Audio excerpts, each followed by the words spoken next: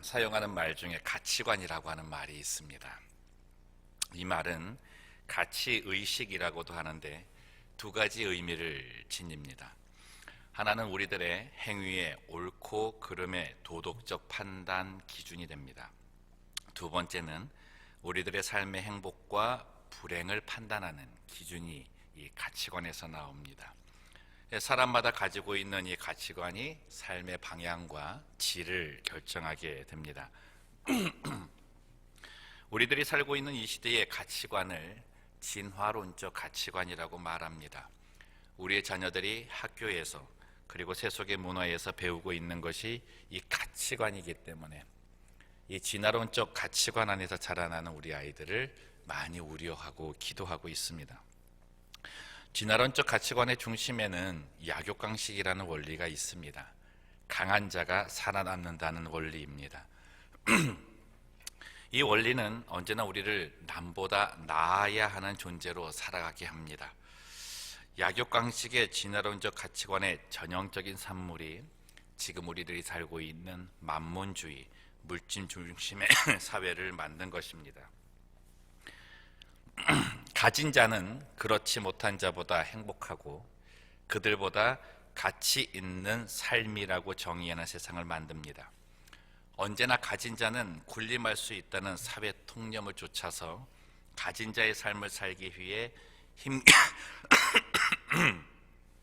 힘겨운 다름질을 하게 만듭니다. 그것을 얻고 이루었을 때 우리는 행복하다, 기쁘다라는 말을 사용하게 되죠. 이것이 세속주의의 가치관에서 말하는 해피니스, 조이라고 하는 겁니다. 그런데 성경은 세속주의와는 다른 가치관으로 행복과 기쁨을 정의합니다. 그 정의가 오늘 함께 읽은 하나님 나라의 세 번째 속성, 희락이라고 하는 것입니다. 헬라어로 이 희락은 카라라고 씁니다. 이 문자적인 의미는 기쁨, 즐거움인데 이 기쁨, 즐거움이 단순한 명사로 사용되는 말이 카라가 아닙니다.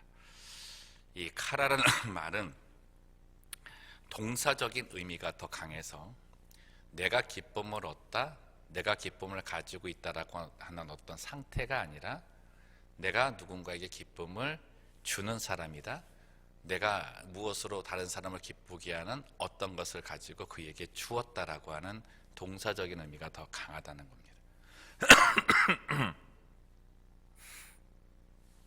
다시 말해서 성경이 말하는 희락은 내가 얻고자 한 것을 얻고 내가 이루고자 한 것을 이루었을 때 갖는 행복감이 아니라 내가 얻은 그것으로, 내가 이룬 그것으로 다른 사람을 기쁘게 하고 행복하게 할 때 얻는 기쁨을 희락이라고 하는 겁니다.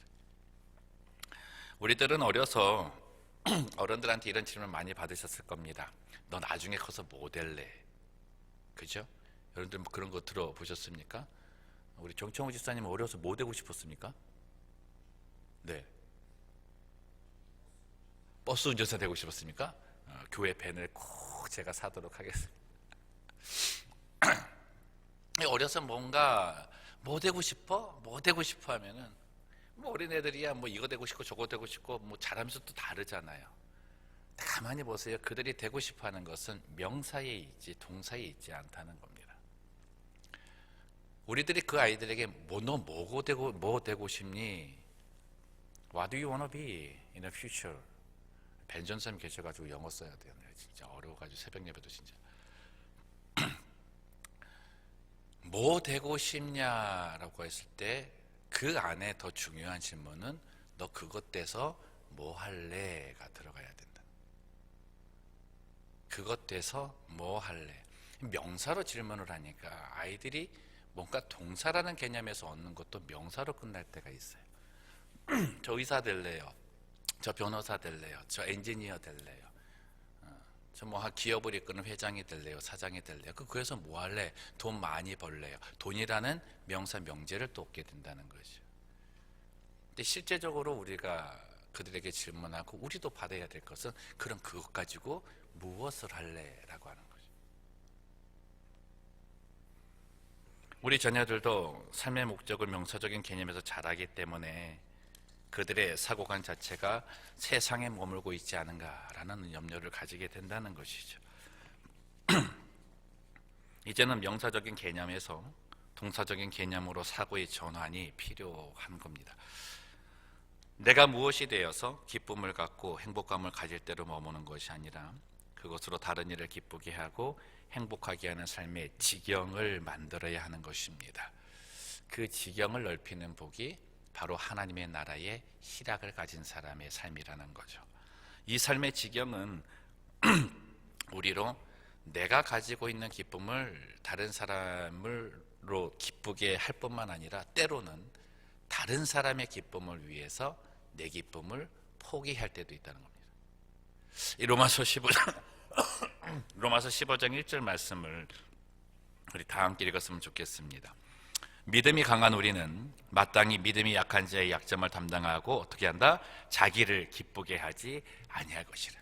내 기쁨 충만하기 위해서 사는 것이 아니라 저 사람의 기쁨이 보인다면, 저 사람이 이것을 통해서 기쁨을 갖게 된다면 그 안에 내 기쁨을 포기하는 것도 포함이 될 수 있다라고 하는 것이죠.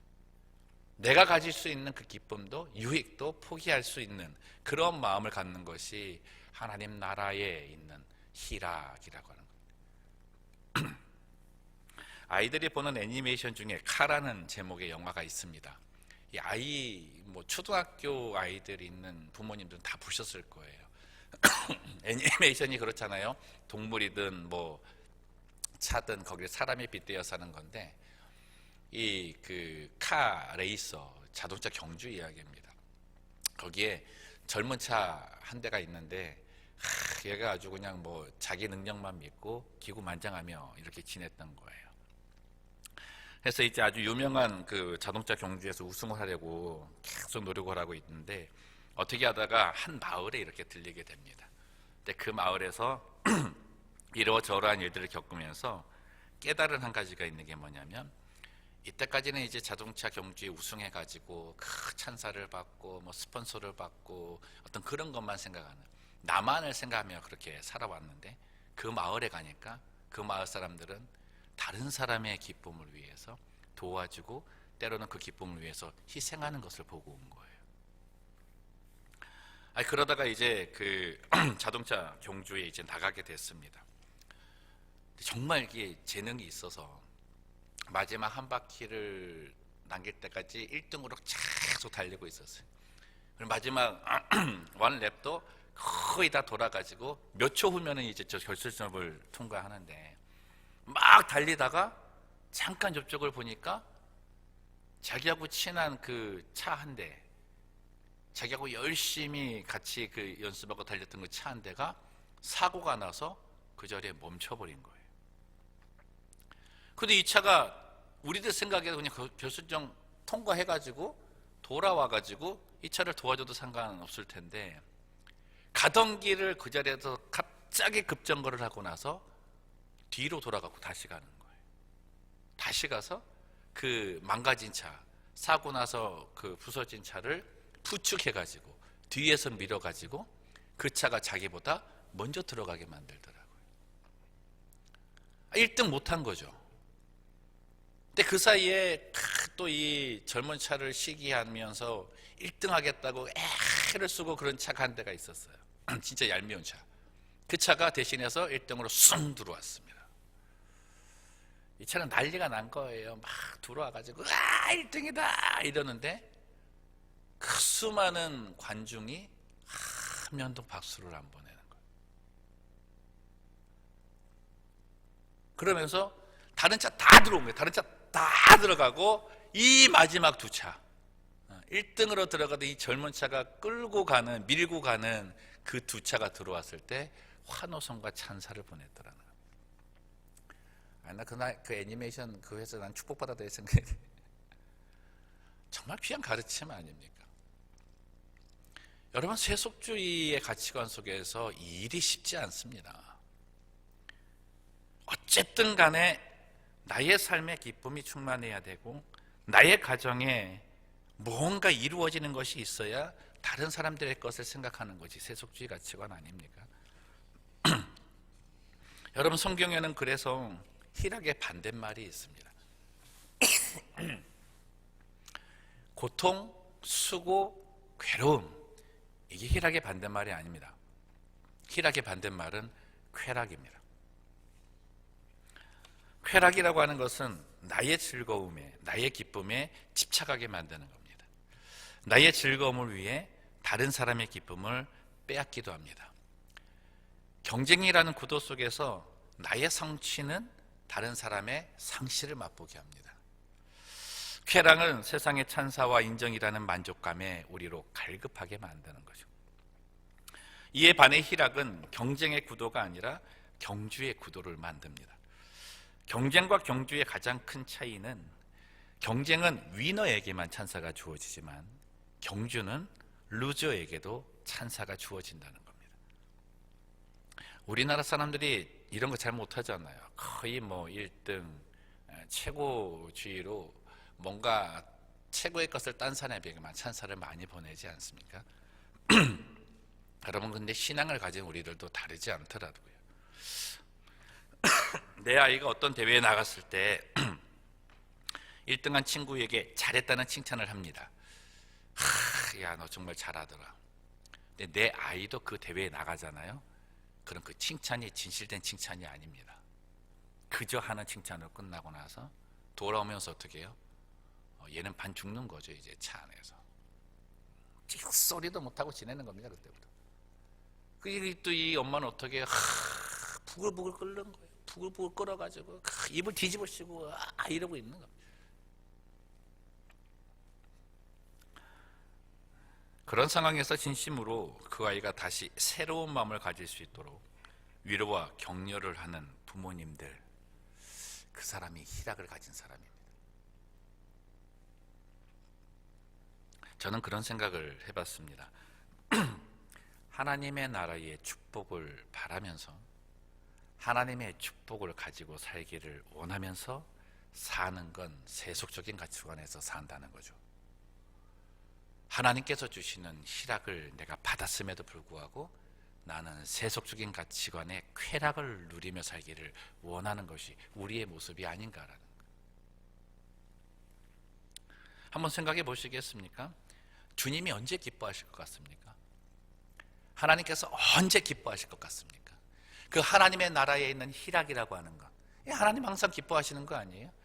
그 기쁨, 나는 희락이 지금 계속 넘쳐라고 하실 때가 언제입니까? 내가 잘 될 때라고요.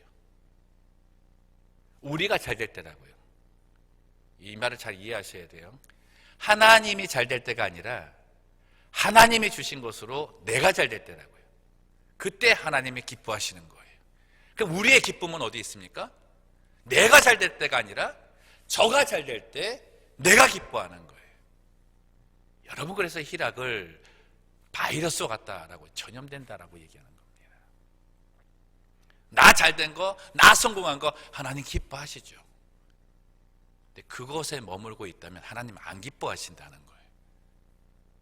분명히 그거는 쾌락으로 갈 것이기 때문에 그것을 가지고 다른 사람이 기쁨이 되는 것, 다른 사람이 그것을 가지고 정말 하늘의 기쁨을 맛보게 하는 것, 그것이 바로 하나님이 기뻐하시는 희락, 하나님 나라의 희락을 가지고 사는 사람이라는 겁니다. 하나님의 나라를 이 땅에 우리들의 삶에 이루어 주시기 위해 예수님이 오셨잖아요. 그분의 삶이 어떻습니까? 완벽하게 희락의 삶입니다. 하늘의 그 영광, 찬사, 내려와서 어디에 가서도 빈말 하나 들을 뿐 아닌데 어디 가도 죄인과 함께 한다는 욕 듣고 그 마지막 길이 그 험난한 십자가의 길을 걷지 않았습니까? 모든 사람이 조롱하는 그 자리에 기꺼이 가시면서 주신 것이 뭐예요? 우리에게 주시는 희락이었다.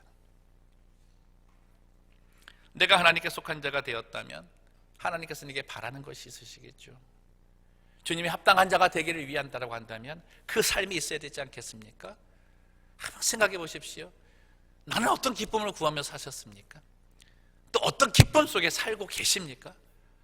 2020년 어떤 기쁨을 구하고 나가고 계십니까? 정말 내 주변에 있는 그 사람의 기쁨을 채우기 위해 그가 정말 이 하늘의 희락을 느끼는 것을 내가 봤으면 좋겠다라는 그 소망 속에 기도하고 계십니까?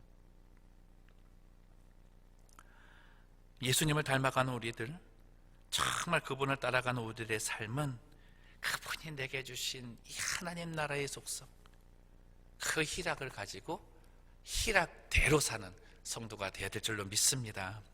우리들이 예수님이 희락의 삶을 살아갈 때 이루어지는 그 하나님의 나라의 모습, 그 모습을 우리의 삶에 주시는 게 뭐냐면 데살로니가 5장 16절 말씀이에요. 아주 간단해요. 같이 읽읍시다. 항상 뭐하라? 기뻐하라. 항상 기뻐하라. 불가능하다고 얘기를 하지 않습니까? 근데 이 희락을 알면 가능해요. 왜 항상 기뻐할 수 있습니까? 하나님이 나를 기쁘시게 하기 때문에 기뻐할 수 있는 겁니다. 하나님이 나를 기쁘시게 하는 것이 하나님의 기쁨이기 때문에 나를 항상 기쁘시게 하는 겁니다. 받는 내가 그 기쁨을 못 받는 거죠. 왜 못 받아요? 그 기쁨 받았는데 다른 사람의 기쁨에 비교하다 보면 내 기쁨이 안 되는 거예요. 오히려 그 사람 기쁨 가져와야 되겠고 그보다 나은 어떤 것을 보여야 되는 것이 내 기쁨이라고 기쁨을 뭐라 그러죠? 변제시키는 삶이 우리의 삶이기 때문에 항상 기뻐할 수 없는 겁니다. 성도들에게는 하늘의 기쁨이 언제나 채워집니다. 왜냐하면 채워진 희락이 있어야 나눌 수 있기 때문입니다. 여러분, 공급 없는 수요는 없는데요, 이 삶의 축복이 뭐냐면 하나님은 반드시 내 삶을 희락의 삶으로 만드신 이후에 다른 사람을 희락시키는 겁니다. 그래 내게 채워지는 게 먼저라는 거죠. 전 올 한 해 우리 성도님들이 이 그리스도인이 꼭 받아야 될 이 희락, 그래서 항상 기뻐하는 기쁨이 충만한 삶이 되기를 주님의 이름으로 축원합니다. 예수님이 계시는 곳에서는요, 이 희락이 충만해요. 그분이 계시는 곳에서는 슬픔이 기쁨으로 변하고 절망을 소망으로 바꾸어 주시는 그 은혜가 있지 않습니까? 그 충만한 희락을 오늘 바울은 얘기하는 거예요. 예수와 함께하는 삶, 예수께서 주시는 희락을 어떻게 얻을 수 있는가? 성령 안에서 얻을 수 있다고, 성령을 통해서 누릴 수 있다고. 여러분, 그래서 희락은 성령의 열매입니다. 여러분이 스스로 구하려 하지 마십시오. 여러분이 스스로 누구를 기쁘게 하지 마십시오. 그 안에는 반드시 세속가치의 추함이 담겨져 있습니다. 성령을 통해 그 희락을 구하십시오. 성령을 통해 하늘의 기쁨을 달라고 하십시오. 그러면 아무 대가 없이 상대를 기쁘게 하는 희락의 삶을 살 수 있으실 겁니다. 주님께 속한 자로서 2020년 살아갈 때 하나님의 나라의 희락을 구하고 희락을 나누고 그 희락으로 하나님의 나라를 경험하며 살아가는 성도들 되시기를 주님의 이름으로 축원합니다.